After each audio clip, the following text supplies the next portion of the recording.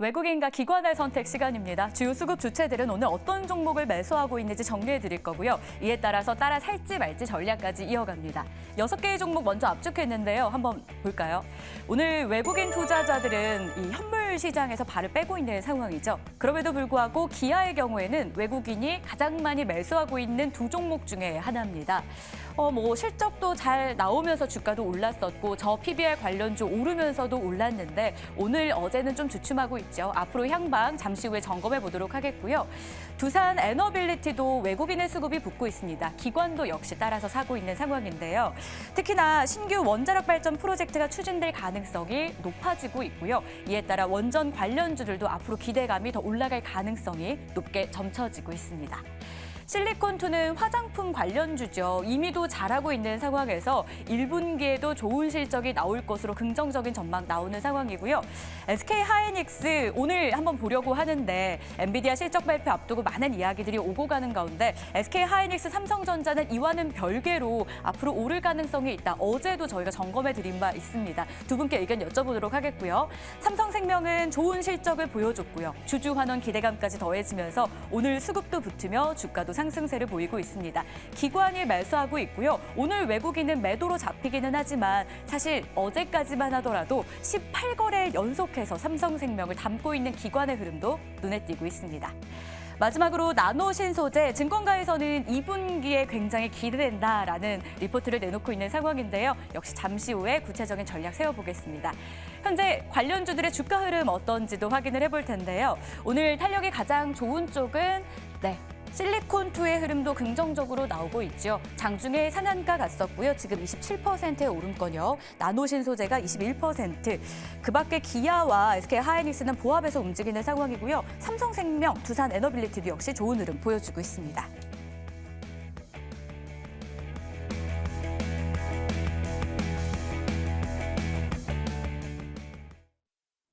여섯 개의 종목들을 먼저 확인해 봤는데요. 구체적인 전략 두 분과 함께 이어가 보겠습니다. 인베스트 자문의 인석이 고문, 헤르메스 스탁의 김시은 팀장 모셨습니다. 어서 오십시오.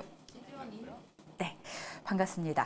먼저 외국인 쪽에서 수급이 붙는 종목들 전략을 세워볼 텐데 두 개로 더 압축을 해봤어요. 기아 그리고 실리콘2. 기아부터 보려고 하는데요. 많은 분들이 재료는 알고 있으실 거예요. 최근에 부각된 개별 재료가 있다라기보다도 실적도 탄탄한 데다가 그동안 많이 내려왔다라는 부분, 여기에 저 PBR 관련주로 이 테마까지 묶이면서 주가가 올라왔습니다. 어제 오늘 조정을 좀 받고 있지만 앞으로 전망 어떻게 해야 될까요? 인성익 고모님의 한 줄 평 열어보겠습니다. 외국인은 관망하고 기관은 차익 매물이라고 남겨주셨는데요. 수급을 통해서 어떻게 힌트를 얻어볼 수 있겠습니까, 이 종목? 예, 이건 이 기아차는 철저하게 기관 관련 종목이에요. 기관이 살 때 올랐던 경험이 상당히 많거든요. 네. 근데 최근에 기관은 이제 차익 매도를 지금 계속 쏟아내고 있고, 그리고 외국인들의 매수는 조금 주춤한 상태예요. 오늘은 외국인이 한 20만 주 정도 매수를 했는데, 전에보다 그렇게 매수 강도가 큰 것 같지는 않거든요. 그리고 기관은 계속적으로 좀 차익 매물, 시세가 조금 날 때마다 이제 기존에 이제 했던 걸 차익을 내는데 2월 들어서 계속 지금 횡보 상태인데 여기서 더 뻗어나갈 수 있느냐? 아무래도 시간이 지나면은 당연히 올라갈 거예요. 이게 빠질 거라는 생각은 지금 전혀 저뿐만이 아니라 다 안 하실 거로 생각이 되는데 그래서 차후에도 기관의 매매가 어떻게 움직이느냐에 따라서 주가 움직임도 달라질 거다라고 생각이 되는데 최근에 그 한 달 누적해서 외국인이 한 500만 주 정도 매수를 했어요. 근데 매수할 때는 반짝 올랐는데 어느 정도 지난 다음에 기관의 차익 매물 이런 걸로 이제 문제가 되는 건데 내년에 매출이 아마 100조 달성할 거예요. 거의 올해 99조까지 갔기 때문에 매출은 100조 달성은 큰 문제가 없는데 이제 실적이 영업이익이 어떻게 나오느냐 올해하고 크게 달라지진 않으니까 그렇게 실적이 확실히 좋아질 것 같지 않다. 워낙 실적이 높기 때문에 한 11조 정도 영업이익은 나올 건데 문제는 지금 만약에 오를 때 기아차를 살 것이냐 현대차를 살 것이냐 이게 이제 어떤 걸 사야 되는지가 좀 혼란스러울 것 같은데 개인적으로는 여러 가지 상황이 현대차보다는 기아차 쪽이 좀 유리할 것 같다라는 생각. 그러니까 SK하이닉스 사느냐 삼성전자 사느냐하고 이제 얘기하고 비슷하게 되는데 개인적으로는 좀 이 기아차가 차트가 그래도 현대차보다는 좀 단단하게 움직이는 게 아닌가라는 생각이 생각해서 저 개인적으로는 기아차를 좀 선호하는 편입니다. 네, 뭐 많이들 궁금해하는 현대차, 기아의 선택의 기로에 놓일 때 가장 고민이 깊은 것 같은데요. 고모님은 기아 쪽에 한 표를 더 주셨고요. 특히 기관이 매수할 때 주가가 올랐던 이력이 많았던 기아, 수급에서도 저희가 좀 눈여겨봐야 될 필요가 있을 것 같습니다. 김시은 팀장님은 기아에 대해서 어떤 의견을 주셨을지도 열어볼게요. 26일에 밸류업 프로그램이 발표된다라고 포인트 짚어주셨는데 다음 주 월요일이에요. 그때까지 잠깐 잠잠하고 있는 주가가 계속 그럴까요? 아니면 다시 한번 올라갈 기회가 있겠습니까? 일단 발표가 되기 전까지 관망을 하는 게 더 맞지 않나라고 보고 있습니다. 네. 아무래도 기대감 때문에 굉장히 큰 폭의 주가의 상승세가 나왔던 만큼 지금 같은 경우는 주가가 박스권을 그리면서 횡보를 하고 있다라고 보시면 좋을 것 같은데 최근 시장 특히 기업 밸류업 프로그램이 발표가 된 이후에 우리나라 수급 의 주요 주체가 외국인입니다. 외국인이 코스피 시장을 계속해서 끌어올렸다라고 보시면 좋을 것 같은데 최근 들어서 외국인의 수급 자체가 조금씩 좀 주춤한 모양새를 보여주고 있긴 하나 프로그램 순매수 상위 종목군들을 보게 되면 여전히 저PBR이라든지 기아차, 기아라든지 현대차 이런 종목군들에 계속 매수를 하고 있는 모양새를 보여주고 있어서 아직까지는 기대감이 살짝은 남아있다. 아무래도 우리나라 단독적으로 무언가를 하려고 했으면 기대감이 살짝 낮을 수는 있으나 일본을 벤치마킹 했다는 점에 있어서 좀 기대감은 살아남을 수 있다 보니 관련했을 때 기대감은 나올 수가 있습니다. 다만 우리가 확인해야 할 점은 26일에 우리가 그렇게 기대를 했던 내용들이 실제로 나오는지 여부와 그리고 23일부터 지주사들이 배당락이 시작이 돼요. 배당이 나가면 배당락이 나오고 그러면 배당락을 얼마나 빠르게 회복이 되는지 여부가 나오게 됩니다. 기아 같은 경우야 좀 3월로 좀 미뤄지는데 지주사 같은 경우 좀 빠르게 배당락이 나올 것으로 보여지고 있어서 그런 부분을 얼마나 빠르게 메꾸는지가 그 기대감을 어느 정도 좀 수치화를 할 수 있다고 보여지고 있어서 지금 같은 경우는 좀 보유하신 분들 같은 경우는 계속 보유를 하시되 신규로 접근하실 분들 같은 경우는 26일에 발표하고 나서 접근해도 늦지는 않다. 라고 보고 있습니다. 좋습니다. 구체적인 날짜까지 좀 정리를 주셨는데요. 지금 자리에서 그럼 매수 괜찮은지 정리 차원에서 팻말 한번 들어보겠습니다. 들어주시죠. 네, 좀 맞추신 건 아니지만 가운데 의견으로 주셨고요. 가운데라는 건 앞서서 설명에 다 나왔습니다. 시기, 수급 저희가 잘 점검해 보도록 할게요. 이어서 외국인 수급 들어오는 두 번째 종목입니다. 실리콘2 볼 텐데요. K뷰티의 열풍은 끝나지 않는 모습이죠. 그 안에서도 실적이 참 순항하고 있고요. 앞으로도 좋은 예상이 나오는데요. 인성익 고문님은 이 종목에 대해 어떤 의견이실지 한 줄 평 보겠습니다. 물류 로봇 기반 화장품 플랫폼 운영을 한다라고 주셨는데 화장품 유통, K뷰티 자체가 잘 되는 상황에서 로봇까지 도입을 합니다. 모멘텀은 충분하다 이렇게 봐도 될까요? 예, 뭐 괜찮은데 문제는 있어요. 어떤 걸까요? 화장품 범주는 안 오르는데 유통업이 오른다? 글쎄 이게 어느 정도 진행될지 그건 좀 의문이다라는 네. 생각이에요. 근데 오늘 올라간 이유는 4분기 실적이 발표되면서 컨센서스를 좀 상회하는 쪽에서 뭔가 좀 이슈가 되면서 오늘 올랐단 말이에요. 그리고 실적이 그러니까 작년 실적이죠. 연말 실적이 영업이익이 484억, 전년 대비해서 240% 엄청나게 많이 올랐어요. 이게 최근에 좀 조정을 받았는데 실적이 이렇게 좋아지는데 조정을 받았다 그러다 오늘 4분기 실적이 발표되니까 갑자기 올랐다. 이거는 좀 뭔가 수급에 따른 거지 네. 이게 어떤 그 기초적인 그런 건 아니다라는 생각이고, 그리고 이미 실적이 작년에 좀 이렇게 좀 반영된 감이 없지 않아 좀 있다고 좀 보이거든요. 그래서 그런 여러 가지 상황들을 볼 때는 오늘 외국인들 뭐 60만 주 이상 매수를 하고 기관도는 30만 주 이상 매수를 했으니까 외국인 기관 동반 상승하면서 상한가까지 갔다가 조금 밀린 그런 양상인데 그동안 외국인은 계속적으로 매도를 했단 말이에요. 한 달 누적만 매도만 해도 100만 주가 넘어요. 그래서 외국인 매도를 했다가 오늘 갑자기 이제 매수로 돌아섰단 말이에요. 지속될지 한번 봐야 되겠고 실적은 이미 작년에 좀 반영이 많이 된 그러니까 올해 작년에 나온 실적은 이미 반영이 됐다라는 측면, 그리고 올해 실적은 기대되는 측면은 없지 않아 있는데, 글쎄 화장품 쪽의 유통업이 오르기 전에 일단 화장품주도 많이 올라야 되는데 그건 좀 쉬고 있다. 이것만 따라갈 수 있겠느냐? 수급에 의하면 오래 가지는 못할 것이다라는 측면에서 조금 좀 조심스럽게 보자 생각이 듭니다. 네, 오늘은 잘 가지만 수급에 의한 영향의 가능성이 높다라고 보셨고요. 김시은 팀장님은 실리콘투에 대한 의견 어떨지 보겠습니다. 올해도 성장하는 K뷰티라고 주셨는데 특히 뭐 동남아에서 어마어마하게 성장을 이어가고 있다라고 하더라고요. 올해는 뭐 퀀텀 점프할 수 있는 그런 해까지 증권가에서 보던데 의견 어떠세요? 일단 화장품 섹터를 보게 되면 올해 역시도 성장이 굉장히 크게 나올 수 있는 섹터가 화장품 섹터가 아닐까. 굉장히 올해 같은 경우 고성장을 할 수 있는 섹터가 그렇게까지 많지는 않습니다만 그중에 하나가 화장품 섹터, 특히 화장품을 판매를 할 수 있고 유통을 하고 있는 실리콘투 같은 경우도 수혜가 굉장히 크게 기대가 된다라고 보고 있습니다.